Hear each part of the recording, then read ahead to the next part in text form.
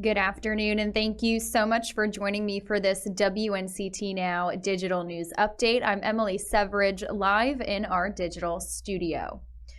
Fort Bragg says they have identified the bodies of 2 soldiers found in a training area on base.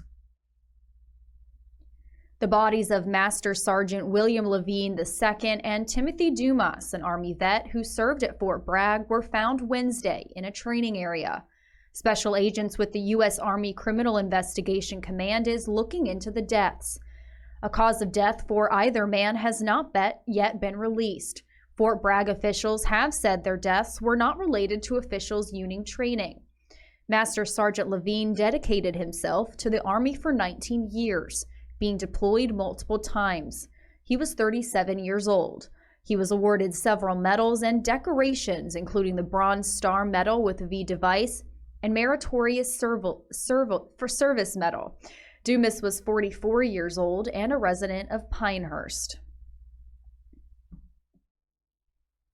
Officials are investigating another incident at a military base, this time involving an assault.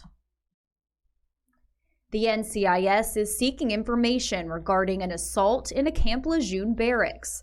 The incident happened on November 22nd around 3 a.m. An unknown male entered a window in barracks HP 275 and assaulted a sleeping male Marine. According to officials, the suspect opened the door and allowed other male suspects to participate in the assault. The victim suffered serious injuries and will require extensive facial reconstruction. The suspect is described as a muscular white male with a blue t-shirt, long brown hair, no facial hair, and standing at 5'10". Officials say there is a $1,000 reward for any information leading to the identification and arrest of the person or persons involved. Stay with us. We'll be right back with some more news after this short break. WNCT-9 on your side has a new feature, the WNCT Podcast Network. Stay up to date on the latest political topics by subscribing to What the Politics, and get your latest sports information by listening in to WNCT-9 on your side Sports Talk. Thanks so much for tuning in. If you're just joining me, I'm Emily Severidge, live in our digital studio, providing you with some late afternoon updates. WNCT is bringing you live streamed updates every Monday through Friday at 1:30 p.m. and 4 o'clock p.m. to bring you the latest and up-to-date news before our nightly newscast.